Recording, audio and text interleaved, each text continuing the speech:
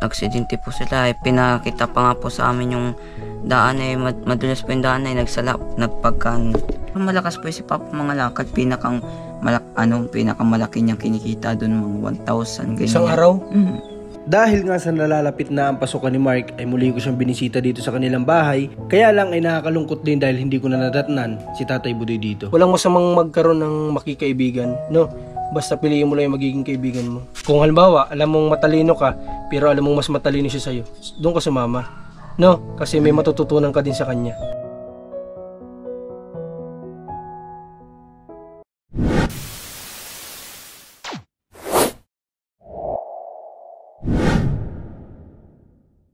Mga kalingap, welcome back po sa ating channel. At muli nagpapasalamat ako sa mga sumuporta sa ating Facebook page na ngayon ay may mahigit na tayong 100 plus yung followers natin. At ganun din dito sa ating YouTube channel. Sabi ko nga sa inyo na nakaraan mga kalingap, hindi man tayo nagkakaroon ng ganoon kalaking views. Huwag po kayong mag-alala dahil hanggat nandyan po kayo na nagtitiwala, nanonood sa amin, hindi po kami titigil dito sa aming misyon. At lalong lalo na nandyan po yung mga pangalawa naming magulang na nagtitiwala din sa amin para ipaabot yung mga blessing na natatanggap din nila na kami ang ginagawang instrumento.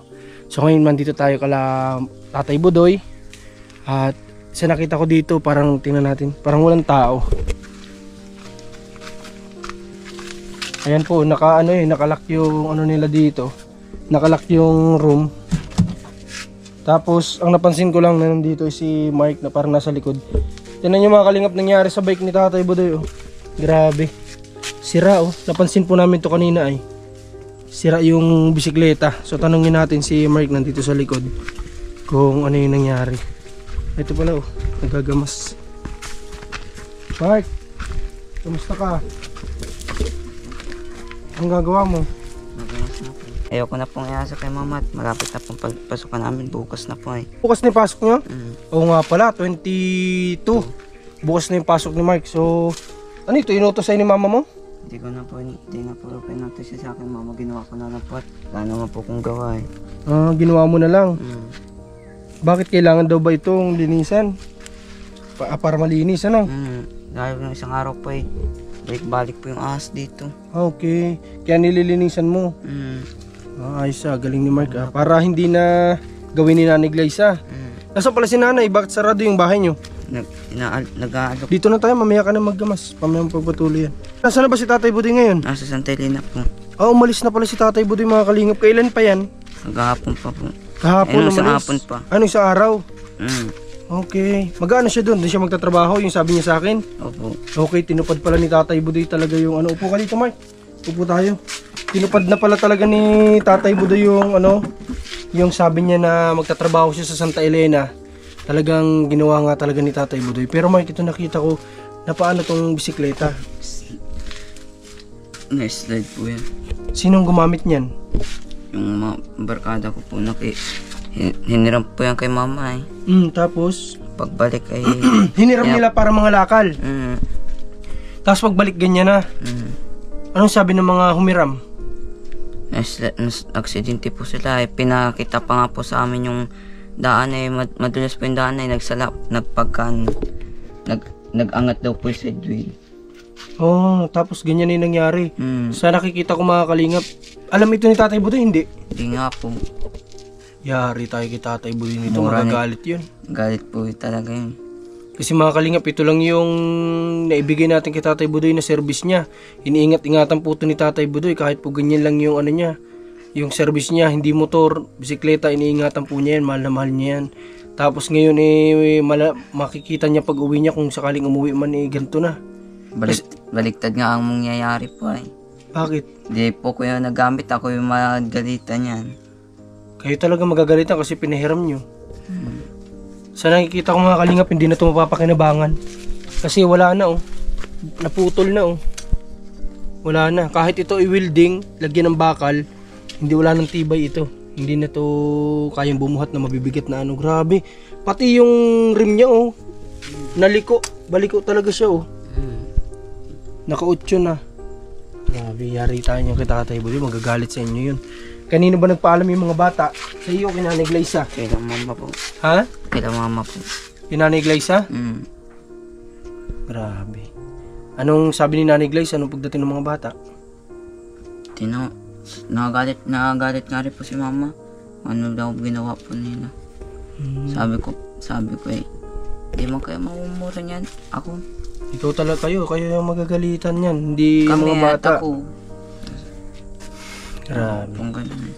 Na anong kontak nyo kay Tatay Budoy? Paano nyo siya makukontak? Hindi ko nga po namin matawagan eh.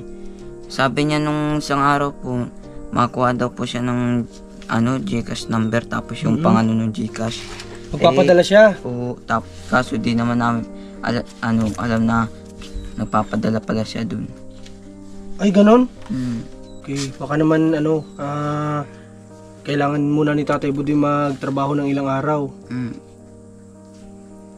Marami mga kalingap ng sakripisyo din ni Tatay Budoy para lang sa pamilya niya na ito kay Mark Chap tapos kay Nanay Glyza. Isipin niyo po na iniisip niya na yun nga medyo maliit na yung kinikita niya dito kaya nagsakripisyo siya na na mapalayo muna panandalian para lang kumita ng mas malaki. Pero sabi ni Tatay Budoy malaki naman yung kikitain niya dun, di ba? Malaki naman po kinikita niya dun. Kaso kapag nauwi lang po siya dun sa mga magkalananay po, minsan siya pa po yung magastos doon sa bahay. Sabi niya po sa amin. Kaya daw, minsan, nag-uwi nga po ng isang linggo sa amin nang naiuwi ay imbis na, Pero malakas po si Papa mga lakad. Pinakamalaki niyang kinikita doon, mga 1,000, ganyan. Isang araw? Mm.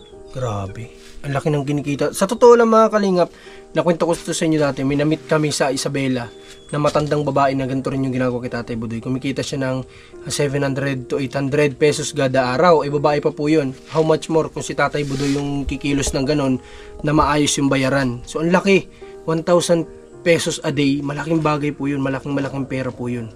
Kaya pala si Tatay Budoy ay napilitan na pumunta doon, makipagsapalaran doon. Okay. May iba tayo, Mark. Bukas, anong oras yung pasok mo? Mga 7 po yata. So, anong balak mo? Anong oras ka dapat dito alis? Mga 6:30 po. 6:30. Okay, mga 6:30. Tapos, huwag ka na magbabike o maglakad. Pagdating dyan sa sakay ka na ng tricycle. Ha? Para nang sa ganun, mas maigining maaga na nandun ka na kaagad. Kasi first day pa naman yan ang pasok nyo. Yung mga gamit mo ba, notebook mo, naka-ready na? Opo, ready na po lahat. Yung pinangalanan ko na nga rin po pati. Hindi ko lang alam yung pangalan ng advisor po namin. Okay, hindi mo pa alam, hindi pa sa inyo nasabi. Opo. Okay lang yun. Basta, Mark, yung hiling namin sa iyo, pagbuti mo yung pag-aaral mo. Opo. Wag mong pababayaan, wag kang bumagbarkada, lalong-lalo na walang masamang magkaroon ng makikaibigan, no? Basta piliin mo lang yung magiging kaibigan mo. Ha? Bira mo po akong makipagkaibigan doon. Pagtatapos ng gawain sa school, uwi na. Okay. Wala naman problema magkaroon ka ng kaibigan kasi part naman ng buhay yun. Pero wag lang yung kaibigan na alam mo yun, yung ipapahama ka, isasama ka sa masamang gawain. Dapat samahan mo yung, kung halimbawa, alam mong matalino ka, pero alam mong mas matalino siya sa'yo, doon ka sumama. No? Kasi may matututunan ka din sa kanya. No? Opo. Okay, ganun yung gawin mo. Wag dun sa alam mong mapapunta ka sa masama. Ha? Okay. So, Mark, ngayon na hindi ko nadatnan si Papa mo, wala na pala dito, umalis na. Si Mama mo naman wala, nagdidiskarte din. Ngayon, bibigyan kita ng allowance, Mark, ha? Muli po, shoutout kay Tita Faye. Maraming salamat sa pagsuporta, sa walang sawang pagtitiwala sa amin. At ganoon na rin po sa iba nating sponsors na nagtumutulong sa atin kasi sabi ko nga kung tayo lang wala naman, nakikita nyo naman siguro sa ating YouTube channel kung ano lang yung mga nagiging views natin. So hindi po talaga tayo nagkakaroon ng malaking revenue dito. So ginagawa lang natin ito kung ano yung meron kami, kung ano yung tulong na ipinapaabot sa atin, yun lang po yung isinishare namin. Kaya po salamat at pinagtitiwalaan nyo kami na ipagpapatuloy po namin itong mga gantong gawain. Kaya salamat po sa inyo. Sana huwag kayong magsawa na tumulong. Pati yung iba dyan na mga gustong tumulong, mag-message lang po kayo. Okay? So Mark, may bibigay ako sa'yo. Hawakan mo to. Hawakan mo yan. Ito Mark, pang-allowance mo yan ha. Hindi dito Mark kasama kung may bayarin kayo sa school. Since ako yung contact na nandun sa school ninyo, kung ano yung bayarin, ako yung kukontakin. No? Tapos kami yung pupunta doon, para bayaran kung ano yung bayarin mo sa school. Opo. Ha? Basta maging honest ka lang din sa amin. Ano? Yun lang naman yung gusto namin. Maganda din yun na honest kayo sa amin kung ano talaga yung bayarin nyo, yun yung isabihin nyo. Kasi malalaman din naman namin, di ba? Mas maganda maging transparent lang din kayo sa amin. Ano? Opo. Alam mo ba yung salitang transparent, Mark? Okay. Yung transparent, Mark, yung bagang yun nga sabi ko, maging paiksiin na lang natin, maging honest. Ano? Maging honest na lang. Yun na lang. Okay. Sa ngayon, siguro pagdating ni Papa mo, ano ba sabi niya? Uuwi siya ng Sabado, Linggo. Sabado po. Baka umuwi ng Sabado po at nag-iipunin na lang daw po niya yung piray. Doon po patayin doon sa bus na tutulog niya. Okay. Sige Mark, ngayon nandito yung camera. Malayo sa atin si Tatay Budoy ngayon. Gusto ko, ngayon wala siya. Sabihin mo kung anong gusto mo sabihin sa kanya na nandun siya ngayon. Sabihin mo sa camera at nanonood yun sigurado. Makita man lang ni Tatay Budoy, maging masaya yun. Sana wag ka lagi magpapabaya dyan. Yun lang po. Okay. So yun Tatay Budoy, palagi ka daw dyan mag-ingat at ingatan mo yung sarili mo sa pangangalakal. Yung pangangalakal mo na alam mo yung sinasabi mo na huwag tayong manlamang, tapos mag-ingat lagi doon sa mga ibang tao na pwede tayong mapagbintangan. Yun, kasi malayo si Tatay Budoy, pero alam naman na ni Tatay Budoy yan sigurado. Ano? Si mama mo sa nagtanghalian? Baka di pa nga po yung nagtatanghalian. Baka hindi pa nagtatanghalian? Wala pang Ha? Wala pa, ang alam po nun wala pang kanin, wala pang ulam. Pero sino nagluto? Ikaw? Opo. Okay, may pagdating ni Nanay Glyza may makakain din. Baka naman si Nanay Glyza nangangalakal ngayon. Hindi po. Ikaw ba nangangalakal ka ngayong araw? Di, nagsama lang po ako kay Tito Tay, punta ng Panganiban po. Nagpunta ng Panganiban? Anong ginawa niyo dun? Nagpa-ano lang pa siya ng yung bagang kwintas po baga yung ginto po pinaayos. Sino yun? Sino yung sinamahan mo? Kaya Tutoy nahanaban po. Okay. May may binigay naman sa iyo. Pinabili ko ng bigas. Ay, mabuti. Maganda. Maganda yun na may diskarte ka, Mark, ha? Okay. So ngayon, ipagpapatuloy mo pa ba yung paggagamas mo doon? Opo. Okay, tara. Anong oras ka dito, Mark, na nagsimula? May ilang minuto ka na dito nagagamas? Pagkatapos ko kumain ng tanghalian. Pagkatapos mo kumain ng tanghalian, nagdiretso ka na dito? Malinis naman dito. Sino nagamas dito, Mark? Yung mama po nagamas yan. Sino? Yung mama po. Okay, Kaya kasi po dinagamasan. sa totoo lang mga kalingap, napakaswerte na nila dito sa pwesto na to kasi sa totoo lang napakahirap makakuha ng lupa dito, pero tinan nyo naman po sila, napakalaki, hindi maliit na pwesto yung napunta sa kanila, talagang malaki kasi pwede po sila dito magtanim-tanim, tapos yung pwesto pa lang dun sa kabila ang laki na. So ang dami pwedeng gawin dito. Ang kulang lang po talaga ay yung yung kunting diskarte kung ano yung dapat na mailagay dito sa space na ito. Yun lang yung kulang dito sa kanila, pero yung pagkakakitaan nandito na po, andito na lahat ng pwede mong pagkakitaan. Kaso nga lang yun, medyo ang alam kasi lang ni Tatay Budoy, since siya yung padre de pamilya, ang alam lang niyang gawing trabaho yung pangangalakal. At si Nanay Glyza naman, siya naman dapat yung gumagawa ng mga gawain dito na pwedeng pagkakitaan. Kaso nga lang, hindi ko alam bakit nung dati naman madalas ko nakikita si Nanay Glyza na katulong ni Tatay Budoy sa mga gawain doon. Pero nung napunta sila dito, parang napapansin ko si Tatay Budoy na lang yung halos kumikilos, si Nanay Glyza yung gawain na lang ng paglalaba. Yun na lang yung pagkakain nga, si Tatay Budoy pa yung inaantay bago sila makakain. Ano ba yung tinatrabaho ni Nanay Glyza kapag nandito siya? Minsan po nagagamas, minsan naglalaba, minsan nagwawalis. Kapag may kayasing walis po, nagkakayas. Kahit pa paano may ginagawa naman. Okay, pero yun nga lang, hindi kagaya noon. May hindi na po priority niya po bukas yung pagpasok ko. Okay, sige. Tama yun. So na lang mga kalingap, siguro hindi ko alam kung anong araw ulit tayo dito makabalik ka lang, Mark. Mark, paano? Pupunta muna kami, ha? Sige.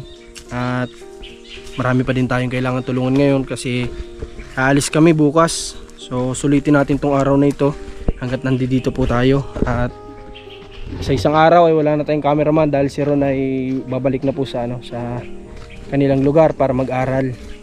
So salamat sa ilang araw din na kasama natin si Ron. At yun nga, ang problema nila dito madalas ay yung kanila daw allowance. So di ko na alam, kulang lang siguro sa diskarte talaga para magkaroon ng income.